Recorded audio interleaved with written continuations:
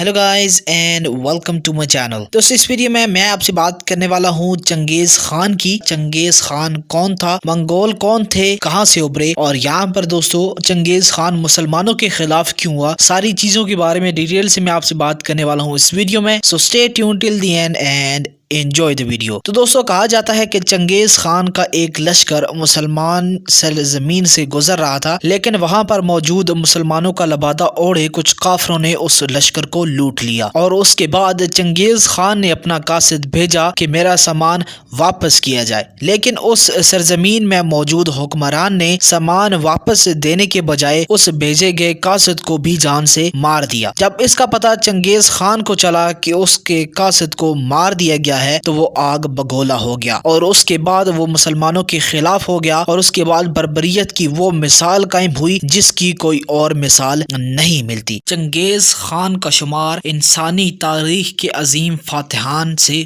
होता है। अगरचे इसकी फौजों ने चीन से रूस तक मवाद सर की थी, लेकिन इसकी मौत के 150 साल बाद इसके जानशीनों के हाथों से इसकी बनाई अजीम सल्तनत जवाल का शिकार हो गई। चंगेज खान की पैदाइश उस वक्त हुई जब इसके बाद यजोंकी ने एक तातारी सरदार तम्युजुन को जान से मार दिया था। पैदा होने वाले बच्चे को इस तातारी सरदार के नाम पर तम्युजन नाम दिया गया। वही नाम देने के पीछे जो अकीदा कार फरमा था वो ये था कि दुश्मन फौज की बहादुरी और शजात नौमलूद में औद कर आएगी, और ये कहने को ये कुछ अकीदा गलत भी ना निकला। तम्युजन की इब्तदाई कामयाबियां हम नस्ल तातार कबाइल के दरमियान कबाइली रकाबत और दुश्मनी की बना पर चलने वाली खानदानी जंगों के जरिए हासिल हुई थी। कामयाबियों और नाकामियों से भरपूर कशमकश के अरसे 10 साल ने इस शख्सियत पर चंगेज खान का खौल चढ़ा दिया था। गो इसका ताल्लुक वैशी कबाइल से था, लेकिन वो एक मुमताज दर्जे का वैशी था। वैशी अलहसलत होने के बावजूद इसे बड़ी ताकतवर की सियासत और डिप्लोमेसी पर कमाल की महारत हासिल थी। इसकी हर हुकमत अमली डिप्लोमेसी से शुरू होकर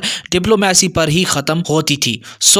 सिर्फ तलवार की जबान ही नहीं जानता था, बल्कि अजरुए जरूरत ट्रैक टू डिप्लोमेसी भी बरोए कार लाता। इस शख्सियत का प्री इम्पेक्टिव फैक्टर इसे दूसरों से मुमताज और खतरनाक बनाता है। इन्हीं खसूसियात की बना पर इसे नफसियाती जंग का माहिर करार दिया जा सकता है। अब चंगेजी तारीख में तैमूर मलक और सुल्तान जलालुद्दीन मोहम्मद ख्वारिज़म शाह की बहादुरी पर चंगेज भी अश कर उठा। 1219 से 1225 के दरमियानी अरसे में चंगेज खान ने तुर्किस्तान के रास्ते ईरान और अफगानिस्तान, दूसरी तरफ पामीर की पहाड़ी चोटियों से सिंध के किनारों तक अजरबैजान, काकस और जनूबी रूस के इलाके की ममात सर की। चंगेज खान की जिंदगी और फतवात का एक ऐसा बाब है जिसे पढ़े बगैर तारीफ का सफर मुकम्मल नहीं होता। दोस्तों क्या आप जानते हैं कि रवायत के मुताबिक जब चंगेज खान पैदा हुआ तो उसके हाथ में एक खून का लोथड़ा था जो इस बात की गमारी कर रहा था कि वो मुस्तकबिल का बड़ा और खूंखार फातिह होगा। तुगरल के साथ इत्तेहाद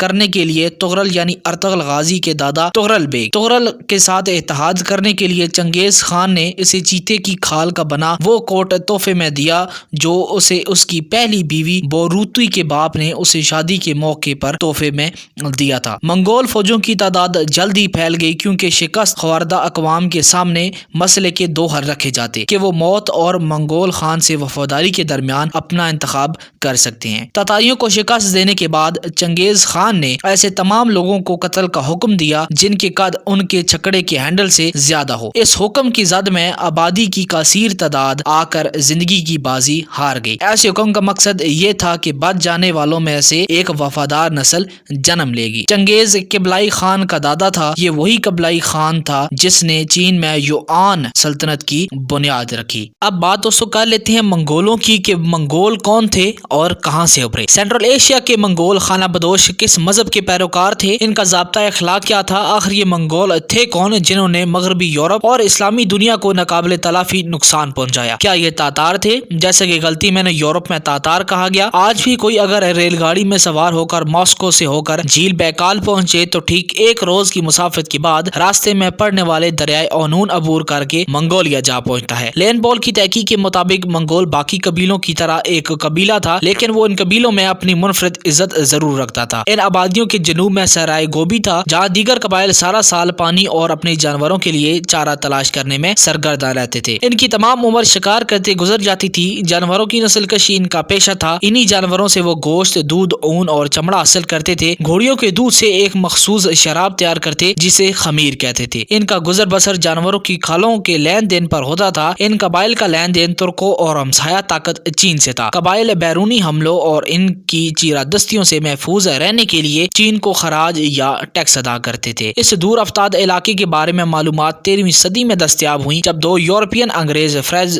جان اور فریز ولیم نے علاقے میں پہنچ کر باقی قبائل کو ان قبائل کے بارے میں معلومات فراہم کی۔ اب یہاں پر دوستو اس کے بعد اگر ان کے مذہب کی بات کی جائے تو جہاں تک منگولوں کے مذہب کا تعلق ہے وہ شمالی نظریے کی ایک قسم تھی، جس پر مولوی کا کردار شمان ادا کرتا، جیسے بادشاہ ہے دوستو ارطغرل غازی ڈرامہ اگر آپ دیکھتے ہیں تو اس میں جو بادشاہ کا کردار ہے وہی ان کا مذہب ہے، وہی ان کا مولوی جو ہے وہ آپ کہہ لیں ہوتا ہے۔ وہ دنیا میں رائج مختلف فلسفوں کے بارے میں درس دیتا، وہ بیماریوں کے لیے علاج تجویز کرنے والا، روحوں کو کنٹرول کرنے والا اور چوکیدار کا کردار ادا کرنے والا ہوتا تھا۔ خیمے کے اندر بت دروازے کے دونوں اطراف لٹکائے گئے ہوتے تھے۔ ان بتوں سے ان خانہ بدوشوں کے ذہن میں موجود انسانی تصور کا پتہ چلتا ہے۔ ان بتوں کے ساتھ ساتھ پستان کی شکل کی چھوٹی چھوٹی چیزیں اس مقصد کے لیے رکھی گئی ہوتی تھی کہ ان کے جان و مال اور جانوروں کی یہ حفاظت کریں گے۔ ان کا عقیدہ تھا کہ ان اشیاء کی موجودگی اور ان کے جانوروں کا دودھ بڑھتا ہے اس چیزوں سے، اور ان کے بچے بھی صحت مند پیدا ہوتے ہیں۔ منگولوں کے خیموں میں ریشم کی موجودگی کا پتہ چلتا ہے۔ وہ لباس کے علاوہ خیموں کو بھی سلک سے سجاتے تھے۔ ریشم ان کے ہاں ایک قیمتی چیز تصور کیا جاتا تھا۔ اگر کوئی ان میں کچھ چوری کرنے کی کوشش کرتا تو اسے ناقابل تلافی جرم تصور کیا جاتا تھا اور اس جرم کی سزا موت ہوتی تھی۔ اس مقدس بتوں کو سوئی دھاگے سے سی کر تیار کیا جاتا۔ خانہ